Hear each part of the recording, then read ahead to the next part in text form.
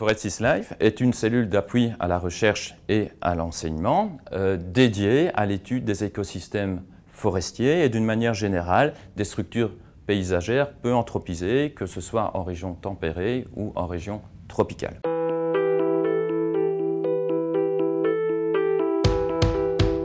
Notre recherche peut être structurée en 4 volets. Le premier volet, c'est la caractérisation et le monitoring de la faune et de la flore. Le second, c'est l'étude de la dynamique forestière. Le troisième, c'est la gestion durable et l'aménagement des socio-écosystèmes forestiers. Et enfin, le quatrième est la valorisation du bois et des produits forestiers non ligneux. Notre recherche repose sur un immense réseau de forêts qu'on peut qualifier de forêts observatoires et de forêts laboratoires. Les forêts observatoires, ce sont des grandes étendues de forêts, que ce soit ici en Belgique ou que ce soit en région tropicale, notamment en Afrique centrale, qui sont suivies grâce à des réseaux de parcelles permanentes. Ainsi, en région wallonne, nous avons 11 000 placettes qui sont régulièrement suivies pour évaluer la façon dont la forêt se comporte dans le cadre des changements globaux. En Afrique centrale, c'est sur près de 3 millions d'hectares que nous travaillons de façon régulière en partenariat avec le secteur privé.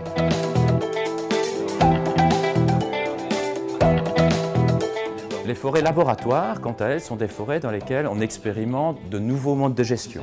Un nouveau mode de gestion, ça peut aller des techniques de régénération forestière, mais aussi l'association des populations riveraines aux prises de décision. Raison pour laquelle on parle de socio-écosystèmes forestiers, parce que les forêts servent aux populations locales en tant que source de nourriture, de médicaments, etc. On a des techniques qui sont très modernes, comme l'utilisation de techniques liées à la télédétection à très haute résolution, notamment via l'utilisation de drones, mais aussi des techniques qui font appel à la génétique forestière, pour essayer de prédire quel va être l'impact de l'exploitation forestière sur le niveau de diversité génétique des populations d'espèces d'arbres.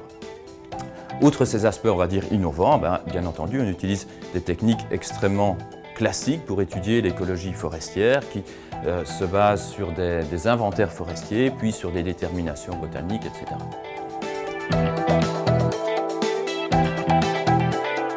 Les recherches sont menées dans le cadre de partenariats nationaux et internationaux, partenariats que nous ambitionnons de développer encore davantage, notamment pour tout ce qui est étude des propriétés technologiques des bois ou de nouvelles techniques de préservation des bois, et notamment au niveau des bois tropicaux.